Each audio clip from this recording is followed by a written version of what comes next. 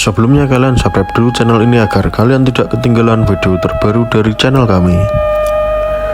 Mengapa Raden Said diusir dari rumah orang tuanya saat remaja? Raden Said adalah nama asli dari Sunan Kalijaga. Sunan Kalijaga sendiri termaksud satu dari 9 wali yang menyebarkan Islam di tanah Jawa.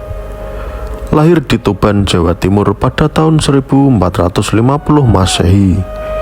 Raden Said adalah putra Bupati Tuban bernama Tumenggung Wilatikta. Kakaknya bernama Arya Teja atau Abdurrahman, seorang keturunan Arab yang bersambung silsilahnya dengan Sayyidina Abbas bin Abdul Muthalib. Raden Said dididik dalam lingkungan keluarga ibunya, putra Nawang Arum yang berasal dari keluarga Bupati Tuban. Pemahamannya tentang sastra Jawa membuatnya mahir dan kelak menyampaikan dakwah lewat seni budaya. Diusir dari rumah di usia remaja, Raden Said tumbuh menjadi ilmuwan silat dan remaja yang kontroversi di mata orang Tuban. Sisi lain, Raden Said ia banyak bergaul dengan rakyat jelata meski ia seorang putra bangsawan. Rupanya ia menyaksikan korupsi para pejabat pemerintahan yang memungut upeti kepada rakyat jelata. Melihat kondisi ini, Raden Said memperhatikan para pejabat yang sewenang-wenang atas kekuasaannya, hingga mengambil paksa bagian harta mereka untuk diberikan kepada orang-orang yang membutuhkan. Dalam buku Sunan Kalijaga, Mistik dan Makrifat, karya Ahmad Khodzim, Raden Mas Syahid membongkar gudang kadipaten dengan mengambil bahan makanan dan membagi-bagikan kepada orang-orang yang memerlukan dengan cara diam-diam. Saat diintai oleh penjaga keamanan kadipaten, Raden Mas Syahid tertangkap basah, kemudian dibawa dan dihadapkan kepada ayah Adipati Tumenggung Wilwatikta. Tindakannya yang dilakukan Raden Mas Syahid membuat ayahnya malu dan mengusirnya. Namun Sunan Kalijaga tetap melakukan tindakan tersebut. Hasil dibagi-bagikan ke masyarakat miskin. Raden Said hengkang dari rumah dan tinggal di hutan Jatisari. Orang-orang di sekitarnya mengenalnya dengan julukan Lokajaya. Apa peristiwa yang terjadi sehingga membuat Raden Said kembali menuju kebenaran? Saat berada di hutan Jatiwangi, Raden Mas Syahid bertemu dengan Sunan Bonang.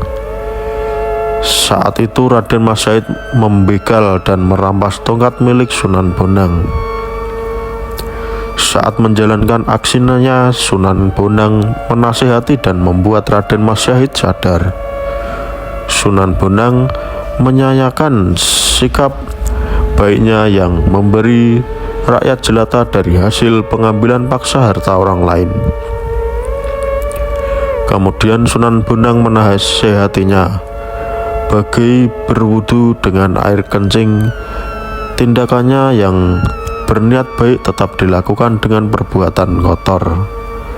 Sunan Bonang pun menunjukkan kemampuannya mengubah buah aren menjadi emas. Peristiwa ini membuat Raden Said menyesali perbuatannya, belajar dan berusaha menjadi manusia yang agung sampai diangkat menjadi salah satu anggota Wali Sangwa. Nama Kalijaga dikaitkan dengan cerita perjalanan bersama Syekh Siti Jenar ke beberapa tempat di Jawa untuk membersihkan tempat-tempat angker yang menjadi tempat pemujaan dewa. Ia mengawali dakwahnya di wilayah Cirebon, di desa Kalijaga untuk mengislamkan penduduk Indramayu dan Pamanukan. Setelah cukup lama berdakwah, Sunan Kalijaga melakukan uslah atau mengasingkan diri untuk beribadah selama 3 bulan di Pulau Opin, Melaka, Malaysia. Kemudian melanjutkan kembali dakwahnya selama beberapa tahun menyiarkan Islam di Cirebon. Mula-mula ia menyamar sebagai marbot Masjid Sang Cipta Rasa. Di masjid inilah ia bertemu Sunan Gunung Jati. Kemudian menikahnya dengan Siti Zainab, adik dari Sunan Gunung Jati. Pernikahannya dengan Siti Zainab, putri Syekh Datuk Abdul Jalil atau Syekh Siti Jenar, memiliki putra bernama Watiswara yang dikenal dengan Sunan Punggung, dan Sunan Punggunglah yang melanjutkan dakwahnya kelak. Dakwah Sunan Kalijaga dalam mengembangkan Islam banyak melalui pertunjukan wayang sebagai dalang yang populer. Ia berkeliling dari satu tempat ke tempat lain, mulai dari daerah kekuasaan Pajajaran hingga Majapahit, sebagai imbalan dari warga yang ingin mengundangnya sebagai dalang dalam pertunjukan. Upahnya cukup membaca 2 kalimat syahadat dan tidak dipungut biaya sama sekali. Sunan Kalijaga juga merancang pakaian dan merancang alat-alat pertanian.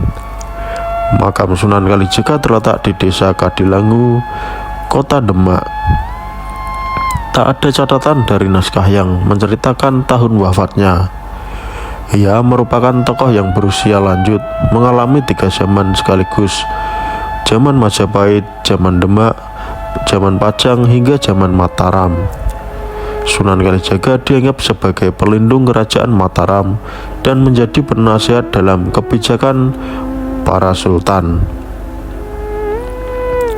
Makam dan Masjid Kadilangu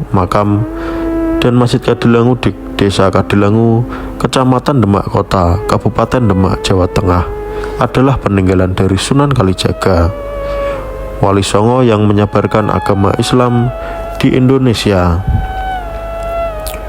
khususnya Jawa. Bangunan-bangunan berupa masjid dan makam Kadilangu merupakan bukti dari keberadaan Sunan Kalijaga dan pengaruhnya di Demak. Bangunan masjid dan makam Kadilangu menunjukkan ciri khas tipe bangunan pada masa itu. Bangunan masjid berbentuk jogla dengan atap tumpang susun 3 seperti halnya masjid-masjid kuno di Jawa lainnya. Bangunan makam dan masjid yang berada dalam satu komplek juga merupakan ciri khas pola tata letak masjid dan makam yang ada di Jawa saat itu. Bentuk-bentuk jirat yang ada di makam merupakan bentuk jirat kuno dengan beberapa varian, antara lain bentuk gada, kerwal, dan bentuk matahari. Makam-makam disusun dalam beberapa halaman yang disekat tembok juga menunjukkan ciri khas makam raja atau pejabat, di mana makam utama terletak di halaman belakang. Di Kadilangu ini, makam Sunan Kalijaga sebagai makam utama terletak di halaman sekarang. Untuk masuk ke makam Sunan Kalijaga harus melewati 3 pintu gerbang. Kedudukan Sunan Kalijaga di Kadilangu adalah sebagai kepala daerah yang menguasai beberapa desa di sekitar Kadilangu dan kekuasaan penuh terhadap daerah tersebut untuk mengaturnya. Kadilangu merupakan daerah khusus yang memang berlaku untuk Sunan Kalijaga dan kemudian dilanjutkan oleh keturunannya. Maka keberadaan Kadilangu dan bukti pengaruh Sunan Kalijaga, salah satu wali songo yang sangat dari dulu sampai sekarang. Begitulah tentang sejarah pelajaran dari Sunan Kalijaga yang mengembara. Apa pendapat kalian tentang video ini? Silahkan komentar di bawah ini. Terima kasih.